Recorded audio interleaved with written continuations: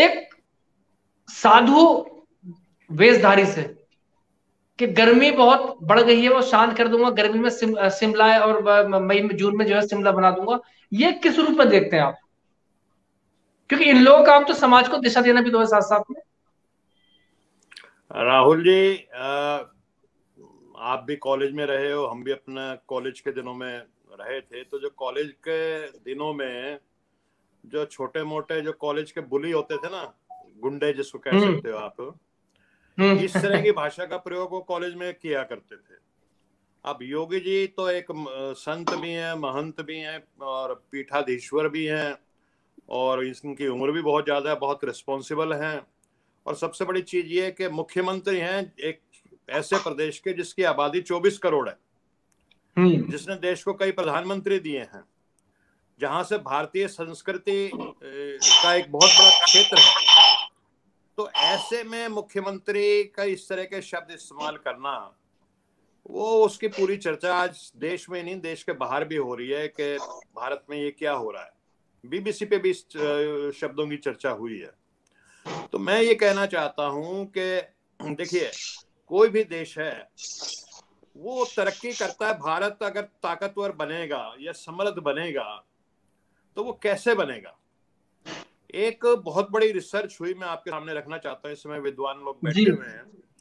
बहुत बड़ी रिसर्च करके मैं पढ़ रहा था पिछले दिनों, दारोन एसमोगलू, ये एक ऑथर हैं, जेम्स रॉबिन्सन, दो ऑथर हैं ये। इन्होंने एक किताब लिखी जिसकी चर्चा पिछले 10 साल से पूरी दुनिया में है, और वो किताब का जो टाइटल है why nations fail, why nations fail, the origin of power, prosperity and poverty. ये शायद आ रहा होगा इस पे। तो एक मैं इसका सिर्फ, वैसे ये किताब बड़ी अच्छी है, मौका लगे तो पढ़ना चाहिए सबको, लेकिन मैं एक लाइन में इसका जो सार है वो बताता हूँ। इन साहब ने रिसर्च की कई देशों के ऊपर पिछले 300 साल से, इंग्लैंड में, फ्रांस में, अमेरिका में, जापान में, और ये पाया कि जिन देशों में संस्थान मजबूत होते हैं और इवॉल्व करते हुए मजबूत हो गए हैं 200 साल में, 300 साल में, वो देश समृद्ध भी होते हैं, शक्तिशाली भी होते हैं, और उन देशों की जो जनता है उसका हैप्पीनेस इंडेक्स, उनका स्वास्थ्य, उनकी एजुकेशन, जो भी ह्यूमन इंडेक्स होते हैं, हंगर, सब में वो हमेशा अव्वल रहते हैं।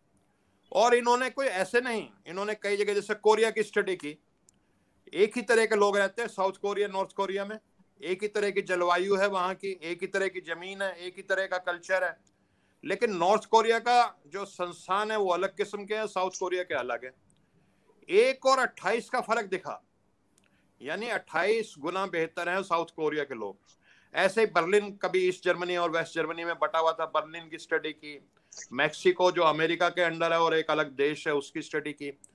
तो बड़ी साइंटिफिक स्टडी करके, मेरा कितना कहने का मतलब यह है कि हमारे देश में जो संस्थाएं हैं, सुप्रीम कोर्ट है, पार्लियामेंट है, जुडिशरी है, आपका ब्यूरोक्रेसी है, इलेक्शन कमीशन है, रिजर्व बैंक है, जिस तरह के पिछले दिनों संस्थाओं के ऊपर आक्रमण हुए, उनको अंडरमाइन किया गया है, वो देश के लिए बहुत खतरनाक है।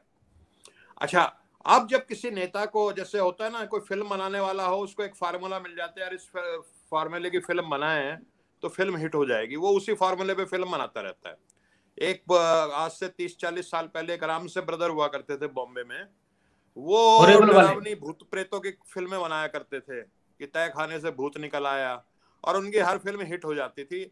बाद में लोग बाग बोर भी हो गए, लेकिन फिर भी वो वही फिल्म उसी तरह की बनाते रहे, क्योंकि उनको ये लगता था भाई यही फार्मूला हमारा कामयाब होगा।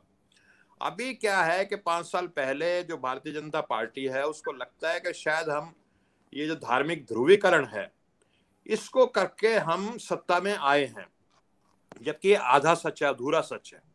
लोग किसी और वजह से भी परेशान थे, और भी कारण थे जिसकी वजह से भारतीय जनता पार्टी सत्ता में आई उत्तर प्रदेश में, या 2014 में देश में आई, केंद्र में। तो अब क्या है कि उनको कुछ और समझ में आता ही नहीं, वो चाहते हैं कि ध्रुवीकरण हो जाए। 6 दिसंबर 2021 को आपके जो केशव प्रसाद मौर्य जी ने कोशिश की कि मथुरा का एक मुद्दा बना दिया जाए। 6 दिसंबर को बाबरी मस्जिद गिरी थी 1992 में, तो एक मथुरा का मुद्दा बनाने की कोशिश की गई, लेकिन वो नहीं चला। जिन्ना का मुद्दा भी बनाने की कोशिश करी जा रही है लगातार। लेकिन आपने अगर कल देखा होगा, मैंने कल देखा कि कल शामली में, लोनी में, गाजियाबाद में एक संयुक्त यात्रा निकली थी, जिसमें बस के अंदर अखिलेश और जयंत थे दोनों, और दोनों पार्टियों के झंडे थे। वो रूट जो आधे पौने घंटे में कवर होता है, उसको 9 घंटे लगे उस रूट को क्रॉस होने में। दोनों तरफ अपार भीड़ थी, जबरदस्त जोश था, और दोनों पार्टियों के झंडे लिए खड़े थे कार्यकर्ता। लेकिन जो एक अजीब चीज मेरे को नजर आई वो ये थी कि कईयों के हाथों में गन्ना था और नारे लग रहे थे जिन्ना वर्सेस गन्ना। तो लोगों को जो अपनी जो बेरोजगारी है, जो पेट का दर्द है, जो भूख है, लौट लौट कर उसका एहसास होता है। उनको लगता है कि गन्ने का जो भुगतान नहीं हो रहा, ये एक बहुत बड़ा मुद्दा है उनके लिए। बजाय इसके अब किसानों की जो पंचायत हुई मुजफ्फरनगर में, शामली में, मुजफ्फरनगर में जो टिकैत भाई ने कराई, नरेश टिकैत ने, राकेश के जो भाई हैं, उसमें क्या रहा, एक मंच पे जहां पे इतने जबरदस्त विध्वंसक दंगे हुए थे मुजफ्फरनगर में, एक मंच से नारे लगे हर हर महादेव, अल्लाहू अकबर। क्या आप और हम सोच सकते थे आज से 6 महीने पहले कि इस तरह के नारे लग सकते हैं मुजफ्फरनगर में, और जाटों के एरिया में, और जाट लगा रहे हैं, क्योंकि ध्रुवीकरण बहुत ज्यादा हो चुका है।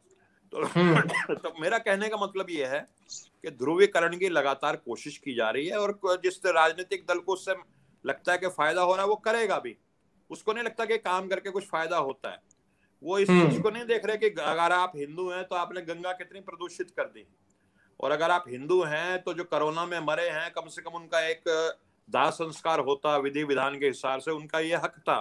उनको गंगा में बहा दिया गया, चील कौओं ने बहती लाशों को खाया है, जमीन में दफना दिया गया गंगा के किनारे, कुत्तों ने उखाड़ उखाड़ के उन लाशों को खाया है। तो वो सब छोड़ करके एक कोशिश की जा रही है। इलाहाबाद में आपने पिछले दिनों देखा, नौजवान जो बेचारे कई कई वर्षों से अपने माँ बाप से जमीन बेच देते हैं, माँ बाप कि मेरा बच्चा इलाहाबाद में पढ़ने जा रहा है, वहां का विश्वविद्यालय अच्छा है, वहां कंपटीशन की तैयारी करेगा, उसको नौकरी मिलेगी।